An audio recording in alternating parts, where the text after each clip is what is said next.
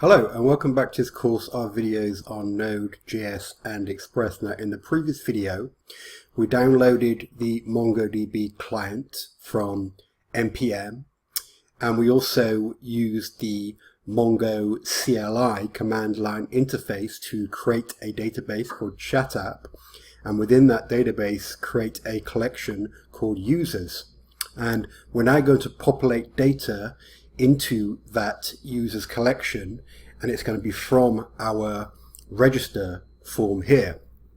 We're going to pop the user, will populate this data, we'll click the submit button, and then this will generate an ajax request. So let's take a look at the ajax request it will run. If I go into my public folder and in my JS subfolder to main.js, we can see here's my event listeners function, which is triggered on the DOM load here. Now this first event listener was for the this original username login button here. This second, the post request we want to do for this second form, this is down here, this code here. So here's our submit button.event listener. Now, first of all, as per previous, I'm preventing the default behavior, because the default behavior of clicking this would be a full page refresh, because this is a form.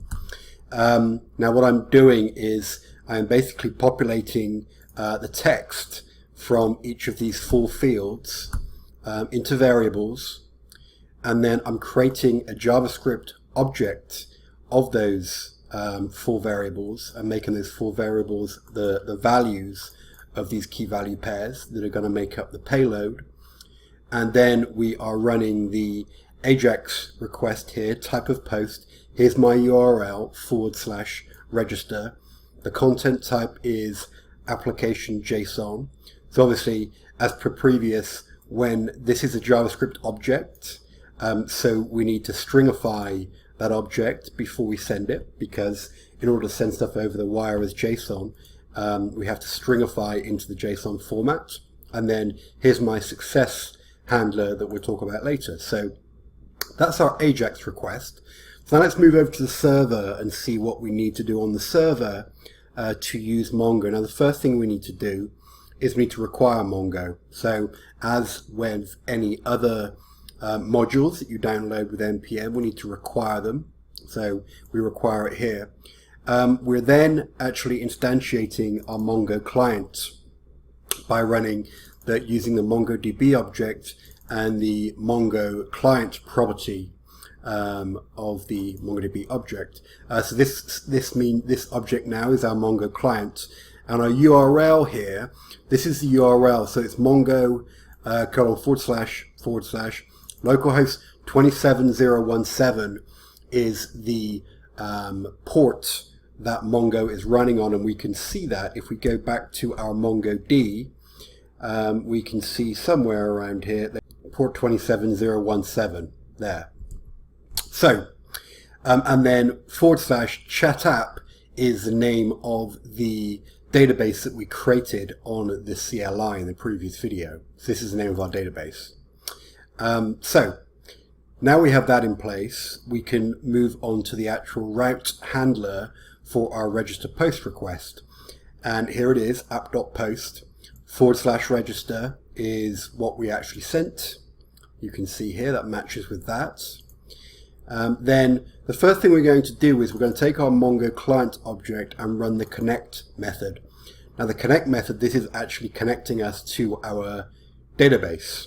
And as part of the connection, you submit two arguments.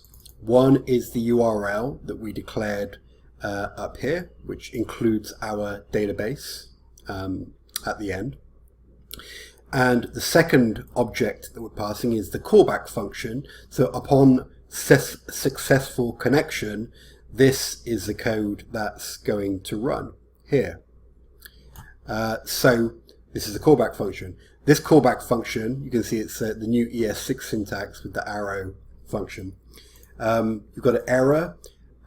So on error, if there's an error, we will use this error object and just send back to the client that we're unable to connect to Mongo. But on success, we'll have access to this DB object. And the DB is what we can use to insert our record. So you can see this is on error, we're sending this back. Otherwise, we're just console.logging that we're connected to the URL that we submitted. So we're connected. Next thing we're going to do is we're going to take this database object that was passed in as part of the callback function, and we're going to run db.collection. So we need to name the collection that we want to connect to. The collection that is a child of this DB object. So our DB object, if you remember, is called chat app, and our collection name is users. So we're going to store that collection is going to be referenced within this variable here. I should actually change that to const, as we're talking ES6 nowadays, and this isn't going to change. So I'm going to save that. Now, the next thing we can do with our user collection object is run the find method. Now, if you remember when we ran our CLI, I'm going to open up a new CLI here. This is my command prompt in Windows. I'm going to run the Mongo command again, which opens my CLI. I'm going to use chat app, which is the name of our database, and then I'm going to run db.users.find. Now this is going to find all of the users in my find all the documents in my users collection. And I've actually inserted a test one for us here. It's a bit hard to see, so there is another way you can run this command in the CLI and just chain an extra method on the end called pretty. Now, if I run it that way, it makes it a lot easier to see the object that was submitted. But you can see here that this matches with the fields that the user will enter. You can see Mongo adds a primary key on your behalf. If you do not enter explicitly name on yourself, it will add a primary key for you. This is what's submitted in our database. So to go back to our find method, the reason we are running this find method is to see if the username, this should say actually username, not email.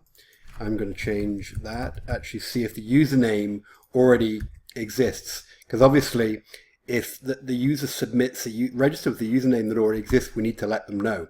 So we're running our find method, and we're passing a key value pair here. You can pass many criteria, but we're just passing the one. We are going to pass, we're naming the username. If we go back to and look at the CLI, so we are reference filtering by this object here. And then we're checking if that key has a value of request.body.username. So again, we're using the body parser module, and then that will be the object that was submitted by the user from here, and then we are taking the username property from that object. Now we are then chaining the to array, because when we run this command, there's only one object in the database right now, one document, but if there was multiple, we'd want to return it in an array. So it would be an array containing multiple objects. So this is why we chain on the end the to array. So this .find to array chained method, again, we have to pass in the callback function. Now the callback function takes two arguments. One is the error object and one is the result object. We use the error object by saying if there's an error, I'm just going to communicate back to my client and say the database query error. Else, if there is actually, if we do come back with a result, so again, I'm running the .length. DB result is going to be an array because we ran the chained the to array method. The result is an array, so if the array .length is positive, basically isn't null, then I'm going to communicate back to the client and tell them that the username already exists. However, else, hopefully the username doesn't already exist, and I'm going to log no records found, and then I'm going to run the insert doc function, which is right down here. Now, the insert doc function, we use similar syntax to what we did up here on the find method. So find method is obviously retrieving records. The insert method is inserting records, or documents, I should say. So this insert method, again, it takes two arguments. The first is the document that we want to insert. So if you remember, we want to insert something that looks like this, and we're taking it from here. So we're going to use request.body, because request.body, you remember, is a JavaScript object. So it is in this format. The JavaScript object that we're taking from, you see, the request.body. Again, we're using body parser, so we've communicated with the ajax request, the JSON string. We've passed the body parser has passed it for us. So this request.body is the JavaScript object that has been submitted by the user on the ajax request that it's submitting from here. So that's the first argument. The second argument, again, is a callback function. You'll find that with node.js and all other accompanying technologies, we're always using callbacks because we're always using asynchronous programming. And going back to the early lessons, that's one of the major advantages of using Node is the asynchronous method, the asynchronous methodology. If you remember, the JavaScript runs on a single thread, so we don't want to tie up that thread. We always want to be passing off to the C++ threads to keep our JavaScript single thread free. So to back on track, so we've checked for an error. If the error object comes back, we're sending back we're unable to insert records. However, if it's successful, we have our DB response object, and we're going to communicate back to our browser with DB response has an inserted count property, which gives you the number of documents that were inserted, and we're going to communicate that back to the client. So hopefully, and at the end of here, sorry, I neglected to mention, you should always close your connection to the database after you've finished with it. Keeping a connection open will be using up memory, and we don't want to be doing that. So you see, all this code here is within our connect.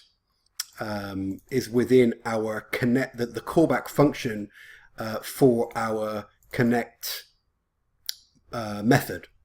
You can see, and it doesn't end until down here. So all this code, obviously, this code doesn't run until you've actually successfully connected, and we have access to this DB object. Then everything follows. So ideally, what we're communicating back to the client after we have inserted is this, that we have one doc inserted. But of course, if username already exists, we would be sending this back, sending this string back on the response object. So if you go back to main.js and we look at success, so this is what's going to be passed in.